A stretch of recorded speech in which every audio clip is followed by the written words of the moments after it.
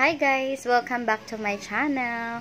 So, ito po ako ulit ngayon, Deborah's Vlog. Kung bago ka po, paki-subscribe, pa-like na rin po. At saka kung gusto nyo po lagi kayong updated, so, i-click lang po yung notification bell. So, ngayon po, pag-uusapan po natin kung paano nga ba yung tamang pagpapasuso po ng baby natin at kailan po siya papasusuhin. So, yung pinaka mahirap na stage po ng baby is yung newborn. Kasi, yung newborn po kasi, dede lang yun ng dede. Tapos, pag nasobrahan, sumusuka. Tapos, yung pinaka worst pa doon is, dadaan na sa ilong yung suka niya. Bibig at ilong.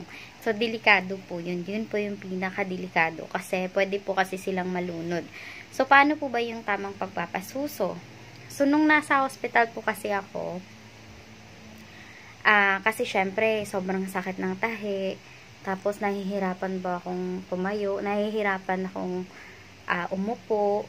Kasi, hindi kasi nila akong binigyan agad ng painkiller. Walang painkiller. Nakalimutan yata. Kung hindi sinabi nung katabi ko na, binigyan siya, hindi ko rin nalalaman na, ay may painkiller pala sila, pero hindi lang talaga nila ako binigyan.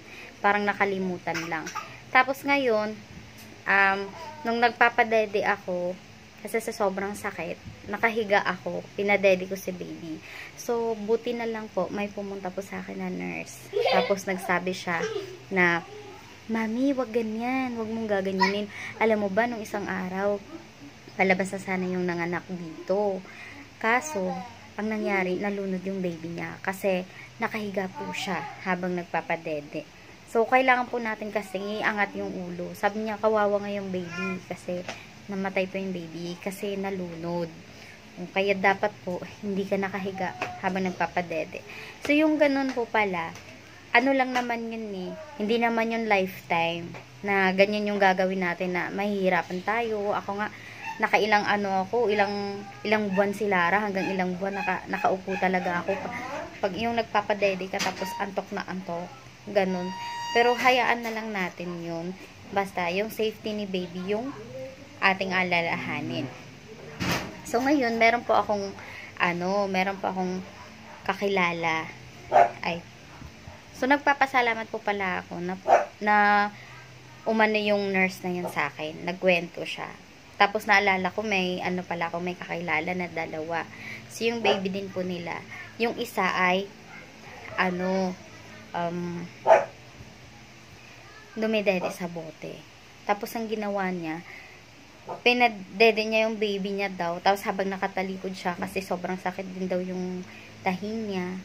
Paglingon niya daw sa kabila, ayun, dumaan daw dito yung gatas sa ilong, sa bibig, sa mata, sa tenga. At yun po yung kinamatay ng baby niya. Ayun. Tapos yung isa po, ganun din po yung nangyari. Nalunod po sa gatas. So, paano nga ba natin maiiwasan yung ganun? So, una, wag po nating pahigain si baby na naka-flat pag nagpapadede po.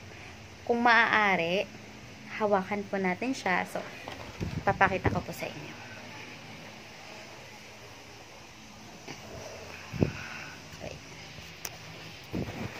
Okay.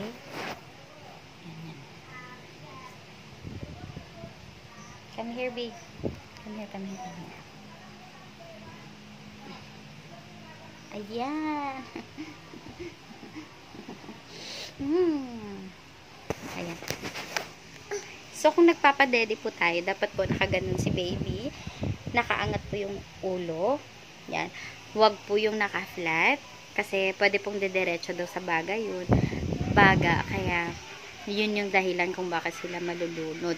So, sa mga first time mommy dyan, o sa mga mommy na kahit pangalawan na pangatlo tapos hindi pa alam, so yun po yung tatandaan natin. So, sa mga first time mommy po dyan, or kahit pangalawa na pangatlo tapos hindi pa po natin alam, so yun po yung tatandaan natin, yung tamang pagpapadede ng baby para safety po sila. Lalo-lalo na po yung nasa bote. Pag nasa bote po, kailangan po nakaangat po yung ulo. Hanggat maaari, may unan po na mataas. Or meron po yung unan na malaki. Yung parang ano siya, ano ba, nursing pillow, feeding pillow. Para siyang, ano, neck pillow, yung style, pero malaki. Para po yun sa baby, pag nagpapadede. So, ganun po yun. Yun po yung dapat nating iwasan talaga, yung malunod sila. Ito nga si Lara dati, suka ng suka, pati yung si kuya. Naku, at saka pagka ganun, kasi hindi naman talaga may iwasan yun eh. Nasusuka sila, tas dadaan sa ilong, dadaan sa bibig. Kasi baby, wala naman kasing alam yung baby, kundi kumain, matulog, dumede, 'di ba? Pag newborn, 'yun lang talaga yung alam nila. At saka hanggat gusto kasi nilang dumede, papadedein natin. 'Yun yung advice din po ng doktor. Hanggat kailan nila gusto dumede. Pero actually po, pag tulog po si baby, every 2 hours po 'yun. Or kahit hindi siya tulog, yung pagpapadede po is every 2 to 3 hours. So, ang ginagawa ko po dati, pagka nag 2 hours na, tas tulog pa rin si Lara or si kuya, dati ng baby pa, ginigising ko po. Lalong-lalo na po yung mga baby dyan ha, na maliit po nung lumabas, kailangan po nilang gisingin para makagain po ng enough na weight. Yun. Ngayon po yung ginagawa namin. Ginagawa ko, dapat gawin natin. Kailangan talaga, kasi mapapasma sila eh. At saka, yung, kunyari, yung baby mo, lumabas ng 1.6 lang. Tapos, di ba pag 1.6, hindi naman yan pinapalabas ng hospital hanggat hindi magdalawang kilo. Sa pagkakaalam ko, kasi ganyan sila ate kasi. So, ang gagawin nyo po, kailangan nyo po siyang gisingin. Pag after 2 hours na hindi pa rin siya gising, gigisingin nyo lang po para padedein. Ganun po yung gagawin. Para makagain siya ng weight na maayos. Enough na weight kung kailangan niya. Tapos po, yung pagsumuka po, pag nakita nyo pong sumuka, si baby habang nakahiga, kailangan nyo po siyang iangat ha. Patayuin nyo po kaagad. Or iangat po yung ulo kaagad. Kasi, yun po yung pinakadelikado. Tapos, yung pamangkin ko kasi nangyari po yun. Dumaan sa ilong, dumaan sa bibig yung suka. Hindi lang siya. Kasi yung lungad kasi, diba, konti lang. Pero pag suka, sobrang dami. So, pag suka na, yung pamangkin ko nangyari doon, hindi siya makahinga. Newborn. Ang ginawa ng ate ko, sinipsip niya yung ilong. Ganun. Sinipsip niya yung bibig. Ganun. Para lang makahinga yung baby niya. Kasi delikado kasi siya eh. Sobrang delikado talaga. Ang daming baby na nangyaring ganyan. So, dapat po nating iwasan. Dapat po nating bantayan. Yun po kasi yung pinaka mahirap na stage. Yung newborn pa lang. Musuka pa talaga yan. Yung mga ganyan. Ito, ano na lang, lungad-lungad na lang pagka ganito. Nasa 6 months na. Hello guys, it's my birthday today. Happy birthday! 6 months na ang Lara ko. Yes, thank you so much. Thank you guys. So, aray ko, B. Aray. Lang.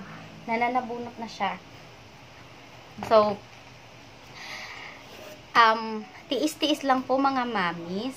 Kailangan po nating magtiis, magpuyat, para lang magpapadede hanggat maaari po. Bumangon, magpapadede, iangat si baby, ganon. Tapos saka na ilabas yung dede. Or kung nagpapadede kayo gamit ang bote, huwag nyo pong pahigain si baby. Or kung nakahiga man, nasa ano siya, nakaangat yung ulo, mataas yung unan niya, patagilid na lang, tapos papadedein. Pero mas okay po yung hinahawakan niya po si baby para sa safety.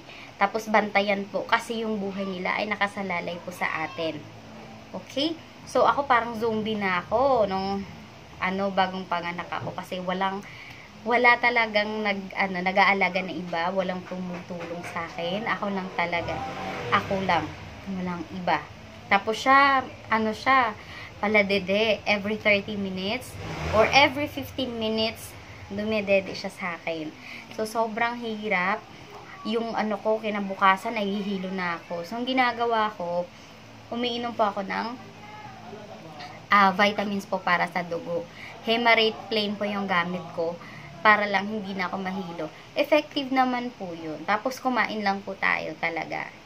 Kasi, kailangan din po natin kumain at humigop ng sabaw para dumami ang gatas. So, ako pala, meron po kaming ulam kagabi na baboy, yung nilagang baboy.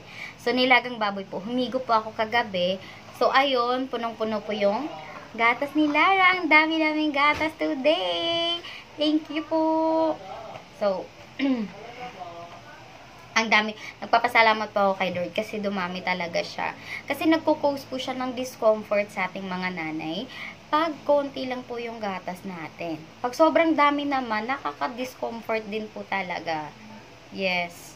Kasi sobrang dami yun. So, ang ginagawa ko po dati, nagpa-pump. Tapos, nilalagay ko siya sa milk storage bag, yung mga gatas. Saka, pwede nyo rin po yung pwede nyo pong ibenta yun. Or pwede nyo pong itago. Ganon. Para kung kumonte yung gatas, ayun dun kayo kukuha. O, sa freezer lang po talaga. Pero more on liquid, more on sabaw. Ayun yung gagawin nyo. More on, inom lang kayo ng Milo, ganon. Inom lang kayo ng malunggay capsule. Para po mapanatili po natin yung mga breast milk natin. Tapos, pagkatapos po nating padidein yung mga babies, kailangan po ipapadighay. Kasi nakakatulong po yun para hindi po sumakit yung kanilang tiyan. Tapos yung excess na hangin po ay matatanggal at hindi po sila lulungad or susuka. Pero pag sobrang busog po kasi, hindi po talaga maiwasan yun, nasusuka sila. Basta bantayan lang po natin na pag sumuka, iangat po agad talaga. Tapos tayong mga mommies, lalong-lalo na pag newborn, huwag po nating hayaan na iiwanan na walang kasama po yung baby. Kasi, yun po yung susuka. Tapos, pag hindi siya naiangat, pwede silang malunod. Tapos, hanggang ngayon po na malaki na, huwag po nating hayaan na may katabi po siyang unan na magaan. Or, mga kumot, or kahit anong tela. Kasi pwede po nilang hilahin yun, papunta sa kanilang ilong, sa kanilang bibig, tas hindi na nila kayang alisin. So, masusuffocate. So, naano ko nga po yun yung balita, na 4 months old yung baby, tapos nasuffocate dun sa kumot lang. So, delikado po. Yung buhay po nila nakasalalay po sa atin. Hindi naman po habang buhay yan na hirap talaga. So, makakaaraos din tayo. So, tiis-tiis lang po sa ngayon. Tapos po yung pagpapadighay po, kailangan po gising tayo after po nung yung pagpapadighay, after po natin magpadede, 30 minutes to 1 hour po yun. So ako naman 30 minutes lang kasi sobrang antok na antok talaga. Hanggang 30 minutes po ako magpapadighay. Bahala na, sige lang. Sige lang. Ngayon lang yan, makakapagpahinga ka rin. Thank you guys for watching. Sana po nag-enjoy kayo at may natutunan po kayo.